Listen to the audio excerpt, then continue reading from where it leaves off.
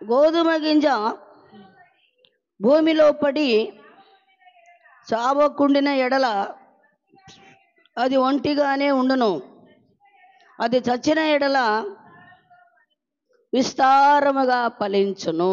దేవునికి స్తోత్రం, హల్లెలూయా. అదండి బాలలేఖన సత్య భాగములో దేవుడు మనతో మాట్లాడుతూ ఉన్నారు. మంచి మాట అన్నమాట. ఈరోజు సిలువ ధ్యానాల దినాలు కదా ఇవి, వాస్తవం. మరి సిలువను గురించి అన్నటువంటిది నేను చెప్పలేను, కానీ ఇది దేవుని మాటగా చెప్తున్నాను. ఇప్పుడు ప్రభువు వారు ఏం చేశారంటే తన సిలువ మరణాన్ని గురించే చెప్తున్నారు.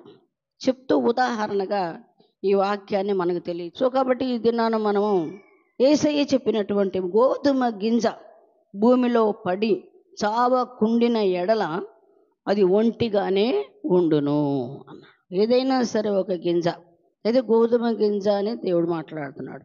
ఈ గింజట భూమిలో పడాలి, పడకుండా అది పైనే ఉండి ఒక్కటే ఉందనుకో, గింజ అలాగే ఉందనుకోండి, ఆ గింజ ఏమవుతుందండి ఇంక అంతే ఉంటుంది.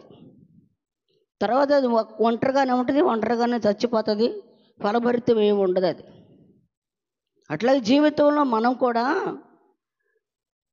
మన గురించి ప్రభువారి గురించి ఏం చెప్తున్నాడంటే, ఇప్పుడు వాళ్ళందరూ వచ్చి నాకు ఎందుకు వచ్చారో నాకు తెలుసు, కానీ ఎందుకంటే మరి లాజరు గారిని చనిపోయి లేవనెత్తినటువంటి లాజరును చూడటానికి యూదులలో సామాన్య ప్రజలు చాలామంది వచ్చారు, చూశారు. అబ్బో నిజంగా దేవుడు అంటే ఈయన, రక్షకుడు అంటే మరి ఈయనేనని చెప్పని చాలామంది విశ్వసించి, అంటే చనిపోయినటువంటి వ్యక్తులు లేచారు అని నమ్మారు, కానీ ఈయన రక్షకుడిని మాత్రం కాదు నమ్మింది.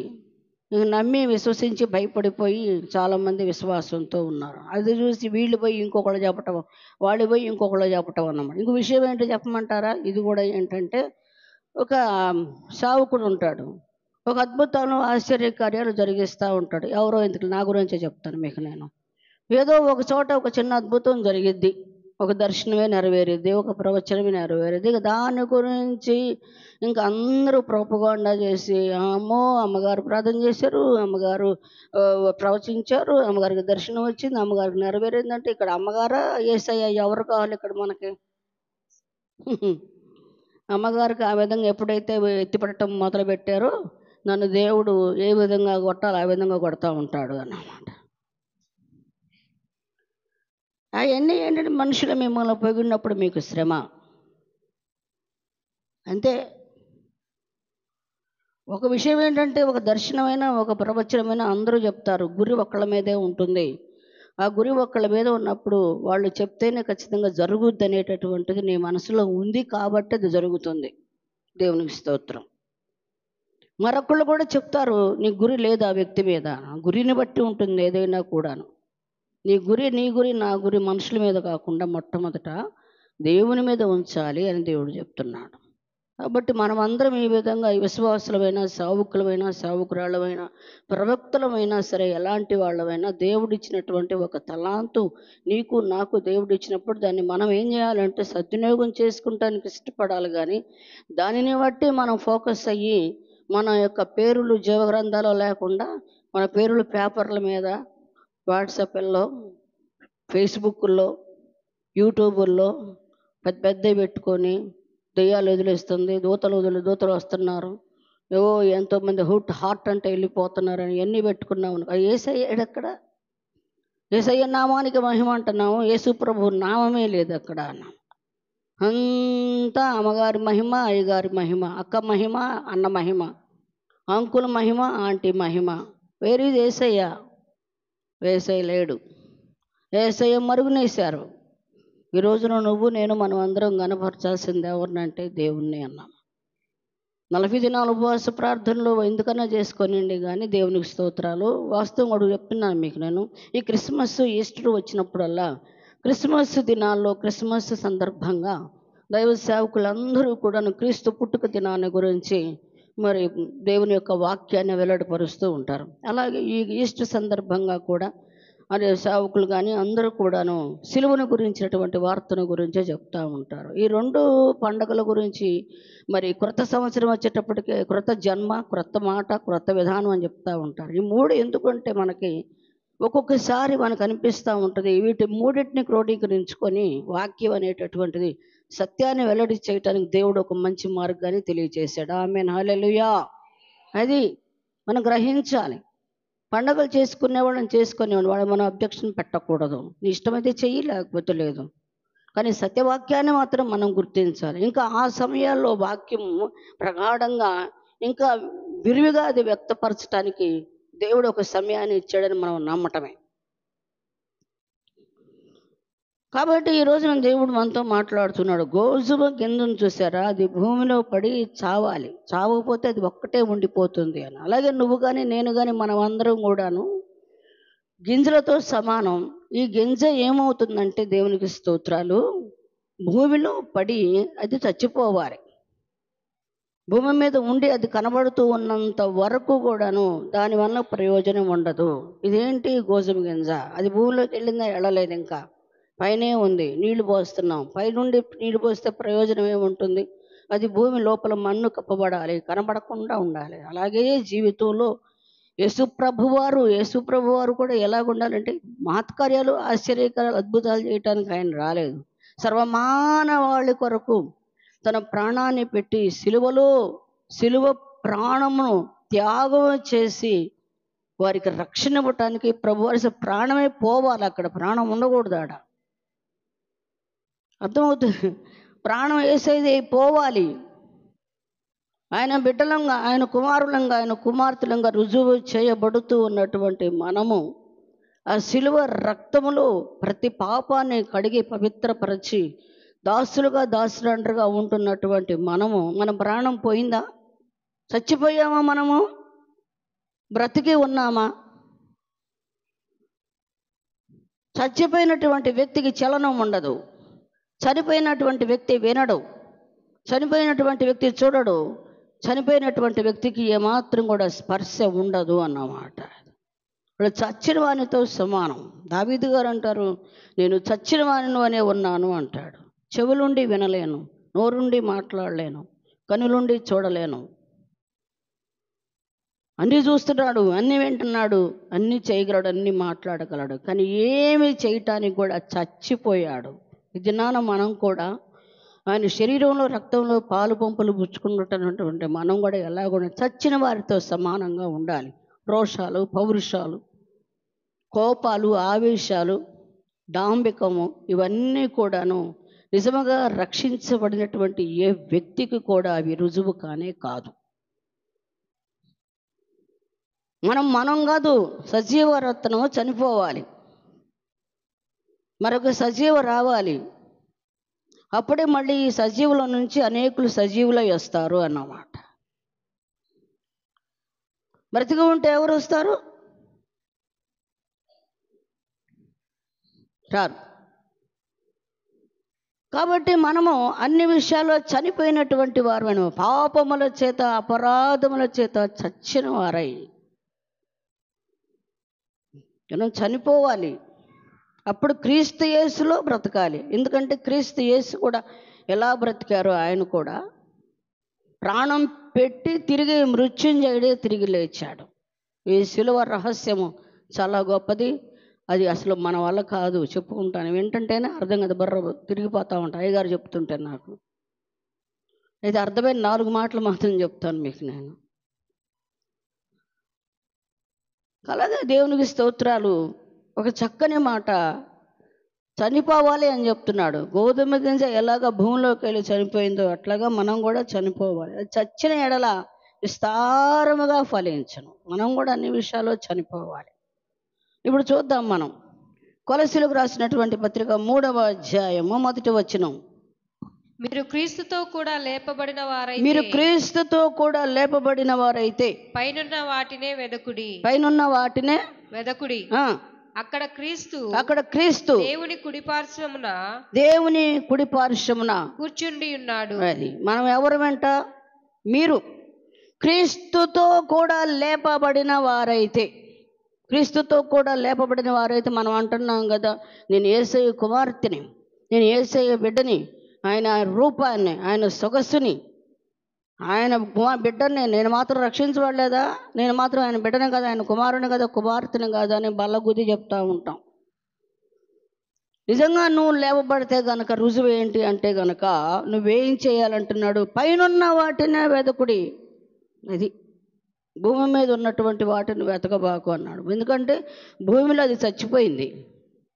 ఇంకా చచ్చిపోయిన ఏం వెతుకుతావు నువ్వు అంటే? వెతుకుతున్నావు అంటే అర్థం ఏంటంటే చావలేదు అన్నమాట. భూమి మీద ఈ చావల, భూమి మీద ఉన్నటువంటి ఏంటంటే శరీర కార్యాలు, శరీరాశలు, శరీర సంబంధమైన లౌక్యము, డాంబికత్వము, శరీరపరమైనటువంటి ఈ జీవితాన్ని మనం వెతుక్కుంటా ఉన్నాం. ఇక్కడ ఉండి కూడా, యేసు ప్రభువులో ఉండి కూడా మనం వెతికేది ఏంటంటే శరీరానుసారమైనటువంటి మనస్సుని అన్నమాట. అది వెతకొద్దు అంటున్నాడు. మీరు అది వెతకండి. నిజంగా మీరు క్రీస్తుతో నేను లేపబడ్డానయ్యా, లేపబడితే నీ చూపు ఎక్కడ ఉండాలి? పరమందు ఉండాలి, పైన ఉండాలి. లోక సంబంధంగా ఉండకూడదు, పర సంబంధంగా ఉండాలి. మీ పౌరత్వం పరలోకంలో ఉన్నది అంటున్నాడు. మీ పౌరత్వం పరలోకంలో అంటే మీ రోషం, మీ ఆధిక్యత, మీ స్థానము, దేవుడు మీకు ఇచ్చినటువంటి ప్రతి ఒక్కటి కూడాను ఎక్కడున్నాయి అంటే దేవుని యొక్క సన్నిధిలో దాచబడి ఉన్నాయి. వాటిని వెతకటానికి దేవుడు నిన్ను ఈ లోకంలో వెతికి వెతికి వెతికి రక్షించాడు. నశించిన దాన్ని వెతికి రక్షించుటకు ఈ లోకానికి మనిషి కుమారుడు వచ్చిన అన్నట్లుగా నన్ను మనందరినీ కూడా వెతికి రక్షించటానికి ఆయన వచ్చి మనల్ని వెతికి ఆయన రక్షిస్తే, ఇప్పుడు వెతికి రక్షించిన తర్వాత దేవుడు మనకేం చెప్తున్నాడంటే, మీరు కనుక క్రీస్తుతో కూడా లేపబడినటువంటి వారైతే పైనున్న వాటినే వెతకండి. నేను క్రిందకొచ్చి, పైనుండి క్రిందకొచ్చి మిమ్మల్ని వెతికి రక్షించాను. మీరేం చేయాలంటే, నేను వెతికి రక్షించుకున్నాను కాబట్టి నేను పైనుండి వచ్చాను కాబట్టి మీరు పైనున్న వాటిని వెతకండి అన్నాడు. నో, మాకు పైన వద్దు, మాకు ఈ లోక సంబంధంగానే కావాలి. ఇంకా భూమి మీద బ్రతకాల్సిన దినాలు ఇంకా 40 years ఉన్నాయి. ఎవరు యూత్ అయితే అనుకుంటా చాలా భవిష్యత్తు ఉంది. అప్పుడే ఏమైంది? అనుభవించాల్సింది చాలా ఉంది.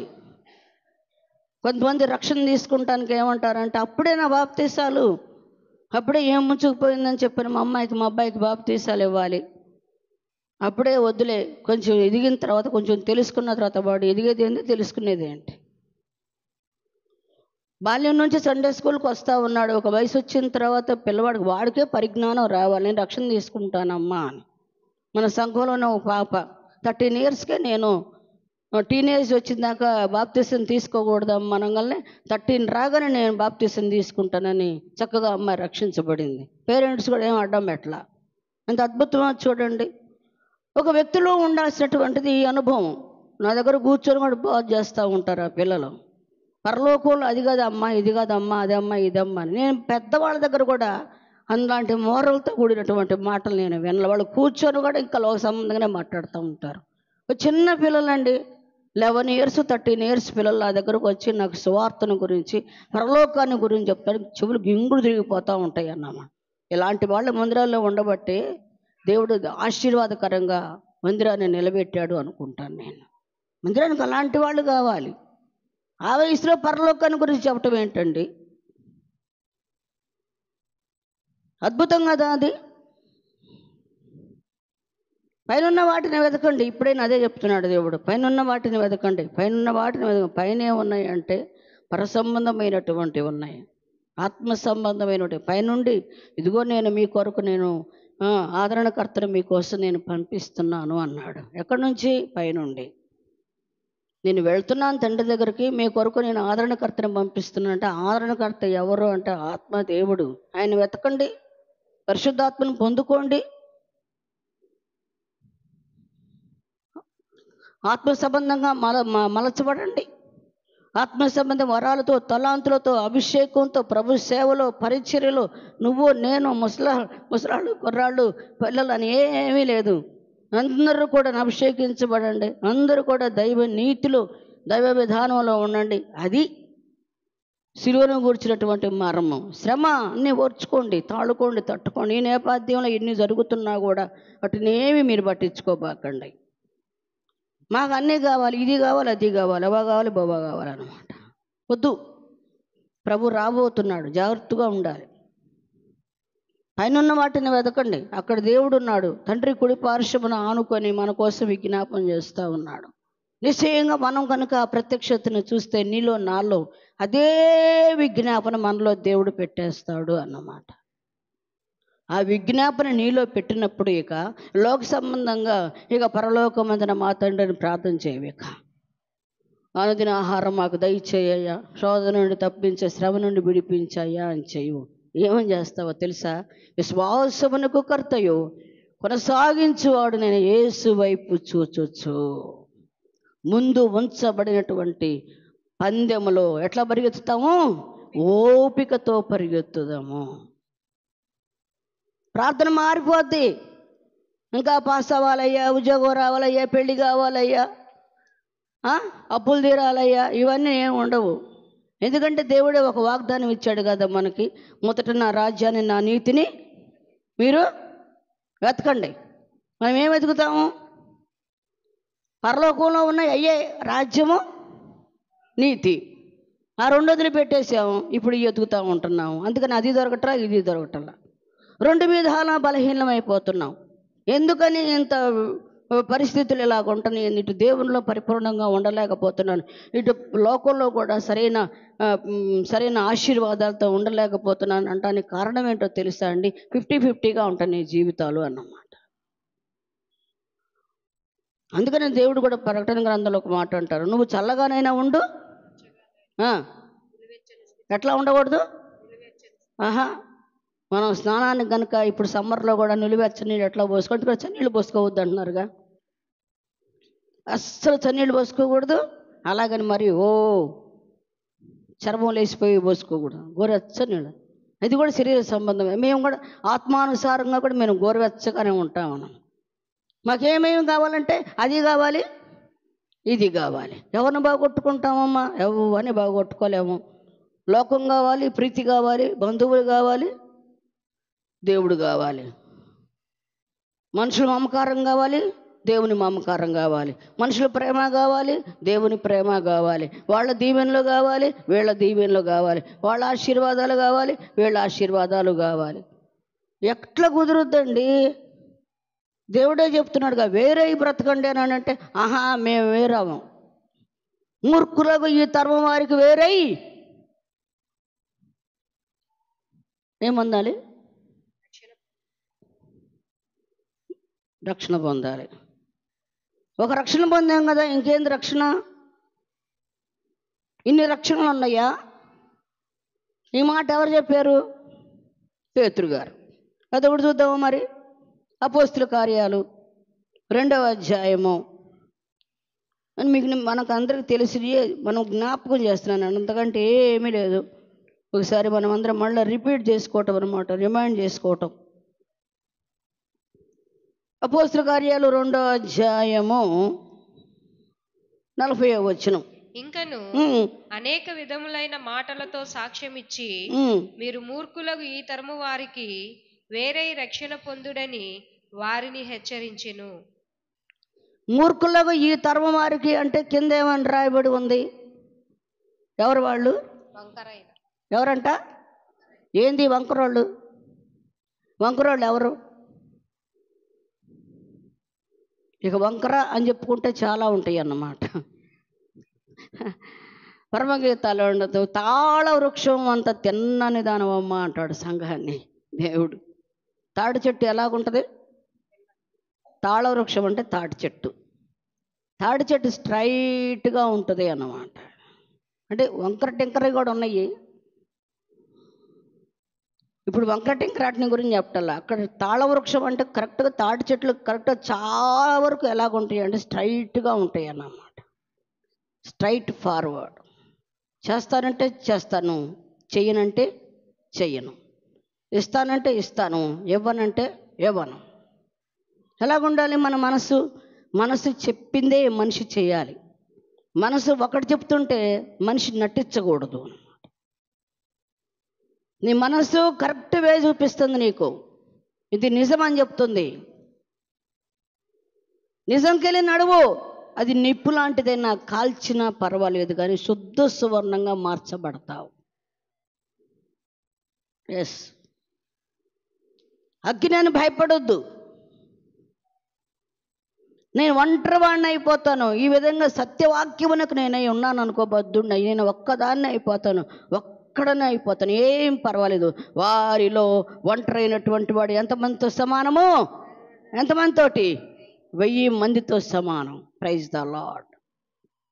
ఆ 1000 మంది కనిపించట్లేదు, కనబడుతున్న 1000 మందే కావాలి నాకు. నా కోసం జై జైలు పలికేవాళ్ళు 1000 మంది కావాలి, నన్ను పొగిడేవాళ్ళు 1000 మంది కావాలి, నా చుట్టూ పరిభ్రమించేవాళ్ళు 1000 మంది కావాలి. నాకు వీళ్ళే నాకు కావాలి. అదృశ్య రూపుడు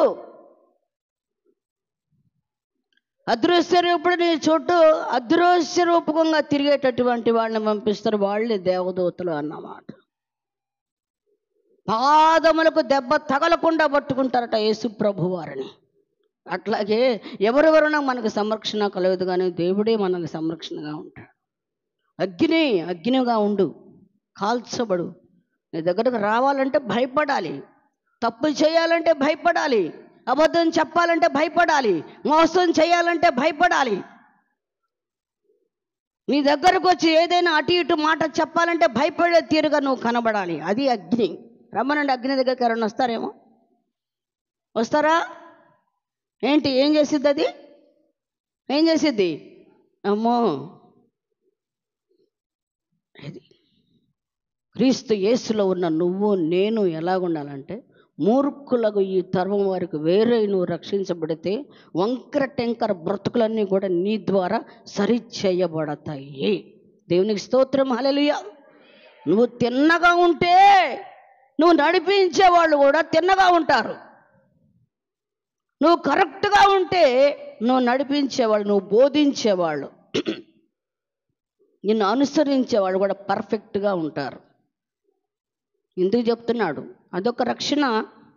నమ్మి బాప్తీసం పొంది రక్షించబడి పరిశుద్ధాత్మను పొందుకున్న తర్వాత, వరాలు తలాంతు అభిషేకం పొందుకున్న తర్వాత దుష్టుడు పనిచేస్తాడు. దాన్ని కూడా జయించే శక్తి నీకు రావాలి అంటే మూర్ఖులకు ఈ తరం వారు ఇప్పుడు జనరేషన్, ప్రతి జనరేషన్కి ఒక ఒక దుష్టుడు రేగుతూ ఉంటాడు. అందుకనే మనం ఏ టైంలో ఉంటే ఆ టైంలో ఆ తరం వారిని జ్ఞాపకం చేసుకో. యూత్ ఉన్నారు, మీ తరం వాళ్ళని చూడండి. మేమున్నాం, మా తరం వాళ్ళని చూడండి. 40 years తరం వాళ్ళు చూసుకోండి. ఎవరు తరంలో వాళ్ళు, ఎవరు ఏజ్లో వాళ్ళు, ఎవరు ఎలాగ నీ ఆత్మీయ జీవితాన్ని భంగపరుస్తున్నారా, బలహీనపరుస్తున్నారా, నశింపచేస్తున్నారా, నీ విశ్వాసాన్ని చెడగొడుతున్నారా, పడగొడుతున్నారా, బలపరుస్తున్నారా అనేటటువంటిది నువ్వు కూడా వెరిఫై చేసుకోవాలి. యాజ్ ఏ నువ్వు క్రిస్టియన్గా నిజమైనటువంటి క్రైస్తవుడిగా నువ్వు ఉన్నావు అంటే మాత్రం నిజంగా నేను నా దేవుని వాక్యంలో ఉన్నానా లేనా అనేటటువంటి సద్విమర్శ నువ్వు చేసుకుంటావు. అది నిన్ను పాతాళానికి వీడ్చుకొని వెళితే అసలు భూమి మీద నీకు ఎన్ని శ్రమలు వచ్చినా కూడా ఇబ్బంది పడవు అన్నమాట. కారణం ఏంటో తెలుసు? ఇప్పుడు చూద్దాం, హెబ్రీకి రాసినటువంటి పత్రికలో అసలు ఎంత ధైర్యాన్ని సమకూర్చేటటువంటి మాట అంటే 12వ అధ్యాయము 2వ వచనంలోనే 2వ భాగం, విశ్వాసమునకు కర్తయు దానిని కొనసాగించువాడు నాయన యేసు వైపు చూచుచు మన ఎదుట ఉంచబడిన పందెములు ఎలా పరిగెత్తాలట? ఎట్లాగా? అసలు ఓపిక ఏది ఇక్కడ? లేందా ఏంటి? ఓపిక అంటే ఏంటి చెప్పండి? ఓపిక అంటే ఏంటి? శక్తి కాదు. ఓపిక అంటే ఓర్పు. అవునా? టీచర్ గారు వాళ్ళు ఉన్నారు ఇక్కడ, అంతేనా? ఓపిక అంటే ఏంటి? ఓర్పు. ఓర్పు ఏదండి ఇక్కడ అసలుకి? చెప్పండి, నాకు ఓర్పు ఉంది. చంటి పిల్లల దగ్గర నుంచి వృద్ధుల వరకు ఉందా ఓర్పు? అప్పుడు ఈ వాక్యం నిజమవుతుందా మన పక్షంగా? ఎంతమంది ఈ వాక్యాన్ని గురించి విశదీకరించి మెసేజ్లు ఇచ్చావు చూడండి. ఏది ఓర్పు? ఏది నిజంగా నీకు ఓర్పు ఉందా? నువ్వు ఓర్పు ఉంటే ఎలాగుంటావంటే ఈ మొత్తం నిండిపోద్ది అనమాట. ఇది ఓర్పుకు సాదృశ్యం, తెలుసా?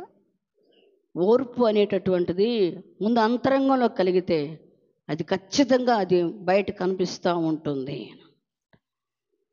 చాలా అవసరం ఓర్పు. మాట అంటే తట్టుకోలేము. చిన్నపిల్ల యవ్వనస్తులండి, యవనస్తులు ఓర్చుకుంటున్నారండి? వృద్ధులు ఓర్చుకుంటున్నారా? మధ్య వయస్కులు ఓర్చుకుంటున్నారా? పెద్దవాళ్ళు ఒక మాట అంటే, ఒక బుద్ధిగల మాట చెప్తుంటే ఓర్చుకుంటున్నారా? సహిస్తున్నారా? వాళ్ళు కదా సహిస్తుంది, మేము సహిస్తున్నాం, మేము భరిస్తున్నాం. నేను చెప్తున్నాను ఈ మాట, నిజంగా చెప్తున్నాను. మేము తల వంచుతున్నాం. పరిచర్య డిస్టర్బ్ అవ్వకూడదు. మేము పలికిందాక మాట్లాడరు అని మేము తగ్గించుకోవాలి, మేము వెళ్ళి కాళ్ళు పట్టుకోవాలి. అయినా పర్వాలేదు. దేవుడు ఏం చేశాడు? సిలువను సహించాడా? ఆయనకంటే గొప్పవాళ్ళమే మేమేమన్నా. నష్టపోకూడదు, ఒక ఫ్యామిలీ నష్టపోకూడదు. ఆ ఉద్దేశంతో పలకరిస్తాం. కానీ చేతగాక పనికి మాలిన వాళ్ళం అయ్యి గతి లేక మతి లేక అన్నట్టుగా మాట్లాడుకున్నారు అనుకోండి, చాలా ఇబ్బందిగా ఉంటాయి అన్నమాట. గతి లేదు కాదు, గతే ఉందండి. ఏలియా గారు ఎక్కడున్నారు?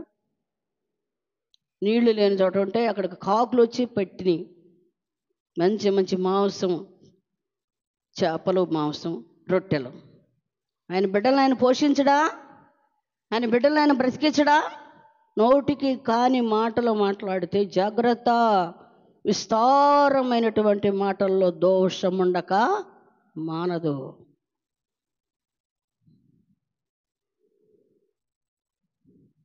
చాలా జాగ్రత్తగా మాట్లాడుకోవాలి ఎవరినైనా సరే. అసలు విశ్వాసి అంటే అర్థం ఏంటండి?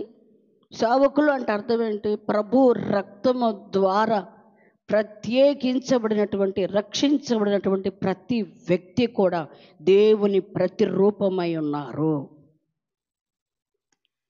ఈ చెండు ఎవ్వరి భయపడాలి. అందరూ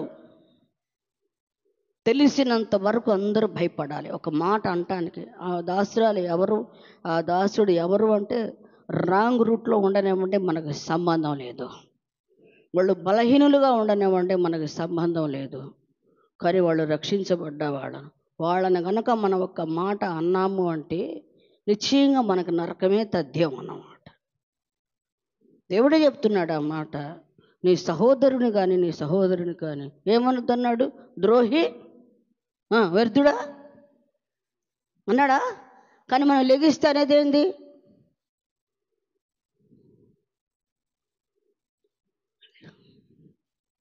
అనొద్దు అని ఏదైతే అన్నాడో యేసయ్య అదే అంటారు. ఇదే మూర్ఖులకు ఈ తరం వారికి వేరే రక్షించబడండి. నీ స్నేహం ఎవరితోటి, ఎలాంటి వారితోటి, అదే అలవర్చబడతాయి అన్నమాట. జాగ్రత్తగా మన ఘట్టాన్ని కాపాడుకోవాలి. ఆయన తన ఎదుట ఉంచబడిన ఆనందము కొరకై అవమానము నిర్లక్ష్య పెట్టి సిలువను సహించి. ఏమి సహించారు? సిలువను. ఏది సిలువ? 40 రోజులు ఉపవాస ప్రార్థనలు, మెడలో ఒక టవల్ వేసుకొని, చెప్పులు లేకుండా, మాంసం తినకుండా, ఇంకా ఏదేదో నానా విధాలుగా చేస్తూ ఉంటాం. మంచిదేలేండి అది కూడా. కనీసం 40 దినాలన్నా కాస్త నిష్ఠా నియమంతో ఉండేవాళ్ళు. అది కూడా ఒక విధంగా ఏముంది ఆ విధంగా చేసుకుంటూ ఉన్నారనుకోండి. ఈ 40 డేస్ తర్వాత అనుకోకుండానే వాళ్ళల్లో ఒక ప్రక్రియ జరిగిందనుకోండి. దేవునికి స్తోత్రం, హల్లెలూయా. ఎంత అద్భుతం కదా! ఇదొక మిరాకిల్ సాక్ష్యం చెప్పుకోవచ్చు. నేను 40 దినాల ఉపవాస ప్రార్థనలో ఆచారంగా ఉన్నాను, దానినే దేవుడు నాకు ఆత్మీయంగా మలచాడు అని చెప్పుకుంటానికి గొప్ప సాక్ష్యం. Praise the Lord. ఎంత గొప్ప సాక్ష్యం అండి అది. క్రీస్తు యేసులో ప్రయాస ఏది వ్యర్థమో కాదు అది. కాబట్టి ఎవరిని కూడా మనం భంగపరచకూడదు, ఎవరిని కూడా తక్కువ అంచనా వేయకూడదు. వాళ్ళు వాక్యం వింటున్నారు, ప్రార్థన చేసుకుంటున్నారు, చక్కగా టైంకి వెళ్ళి మెయింటైన్ చేసుకుంటూ వస్తున్నారు. ఏదో తప్పక ఒక దినాన తప్పక వారి పక్షంగా దేవుడు కార్యం చేస్తారు. ఒక అద్భుతం కదా అది కూడా. ఇట్లాగా మన ఎదుట ఉంచబడినటువంటి ఆనందం ఏంటంటే పరలోకపు ఆనందం. ఈ ఆనందం కొరకు మనము సహించాలి. ఇవన్నీ తెలియనటువంటి వాళ్ళు చేసేటటువంటి ప్రతి విధమైనటువంటి బలహీనమైనటువంటి కార్యాలన్నిటికీ మనం ఏం చేయాలంటే సహిస్తూ వెళ్ళాలి. వాళ్ళని దూషించకూడదు, తృణీకరించకూడదు, పాయింట్అవుట్ చేయకూడదు, 4 రకాలుగా చెప్పుకోకూడదు. ఇంకొక విధంగా మాట్లాడకూడదు. ఆకాశ పక్షులు వెళ్ళి దేవుని దగ్గర వర్తమానం చెప్తాయట. జాగ్రత్తగా ఉండాలి. హృదయంలో అనుకుంటేనే ప్రసంగి గ్రంథంలో ఉంటుంది. దయచేసి ఎవరన్నా హెల్ప్ చేయండి, నాకైతే గుర్తురాట. 7వ అధ్యాయంలోనే ఎక్కడో ఉంటుంది అది. మనం హృదయంలో ఆలోచించుకుంటూ ఉంటూ పడుకోగానే పక్షులు ఎత్తుకొని వెళ్ళి దేవుని దగ్గర సమాచారాన్ని తెలియజేస్తారు. ప్రసంగి గ్రంథము 10వ అధ్యాయము 20వ వచనం.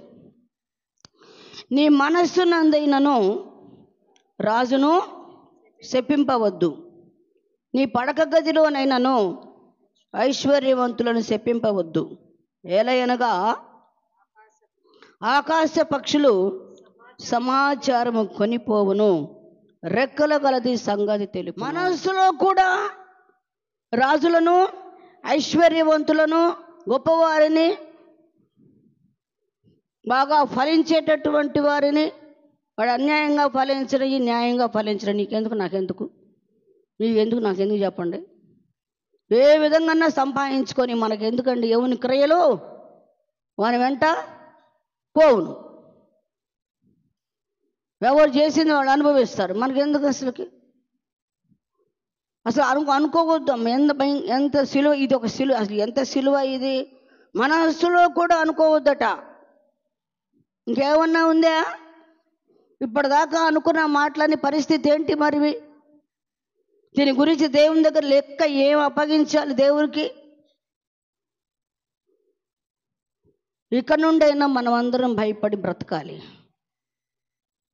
ఇది సిలువ అంటే. ఇక నుంచి ప్రభా నా మనస్సు మీద సిలువ వేసుకుంటున్నాను అయ్యా, నాలుగు మీద కదా. నేను నోటి నుంచి బయటికి రాక మునిపే మనుషుని యొక్క ఆలోచనలు, హృదయాలోచనలు మనుషుని వశము అన్నట్లుగా లోపల ఉన్నటువంటి ఆలోచనలు అన్నీ కూడాను మన వశంలో ఉంటాయి. సామెతల 16 మొదటి వచనం. హృదయాలోచనలు మనుషుని వశము, చక్కని ప్రత్యుత్తరం ఇచ్చుట యెహోవా వలన. ఎవరి వల్ల కలిగిద్దట? గట్టిగా చెప్పండి అమ్మా. మీరు ముగిచ్చేస్తున్నాలే, చాలు 4 మాటలు జీవితానికి.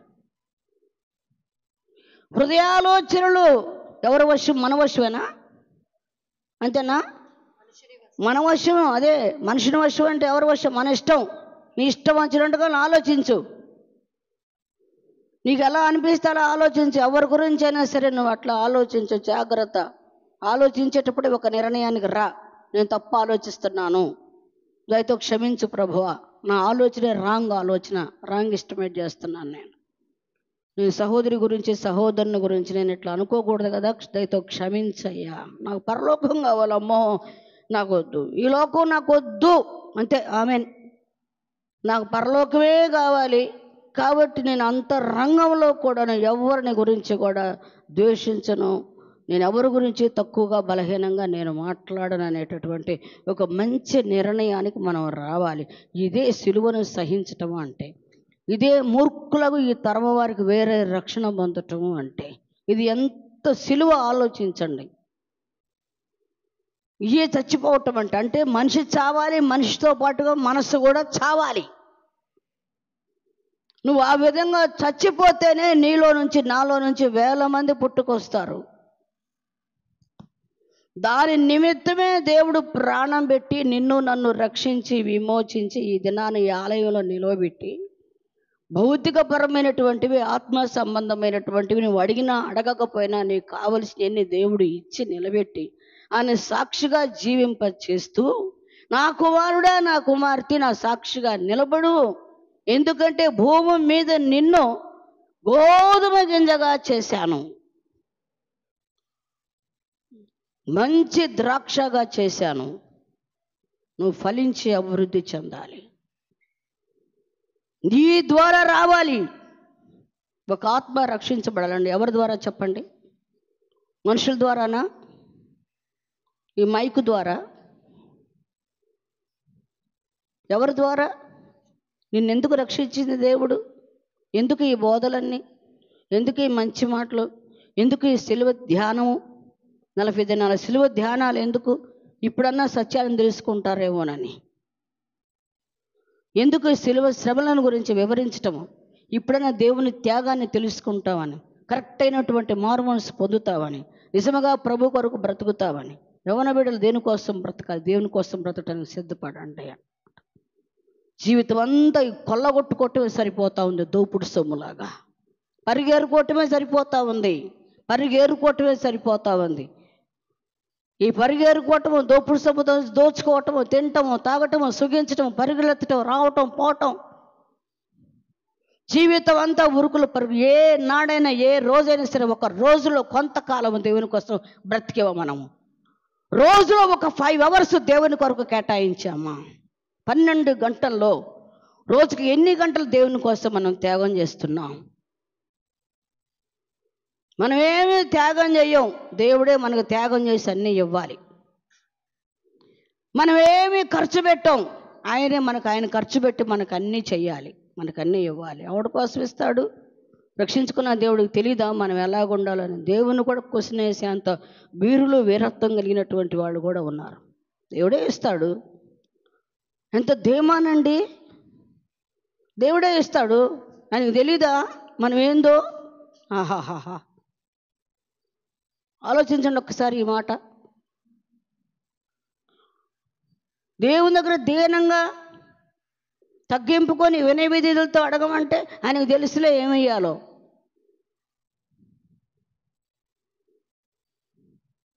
జాగ్రత్తగా మన ఘటాన్ని మనం కాపాడుకోవాలి. సిలువను సహించి, ఎందుకంటే మన ముందు ఒక పరసంబంధమైన ఆనందం ఉన్నది. ఆ పరసంబంధమైన ఆనందం కొరకు భూమి మీద ఈ సిలువను సహిస్తూ ముందున్నదనేటువంటి మన పందెం విషయంలో ఓర్పుతో ఓపికతో పరిగెత్తి ఆ బహుమానాన్ని పొందుకుంటానికి ఇష్టపడాలి. ఈ విషయంలో నీ కళ్ళ ముందు ఏన్నది ఏది నీ కనబడకూడదు. లోక సంబంధమైన నేను చచ్చిపోవాలి. కోరికలు, ఇష్టలు, సంతోషాలు, భూ సంబంధమైనటువంటి వాటన్నిటిని కూడా సిలువలో వాటిని కొట్టి వేయబడును గాక.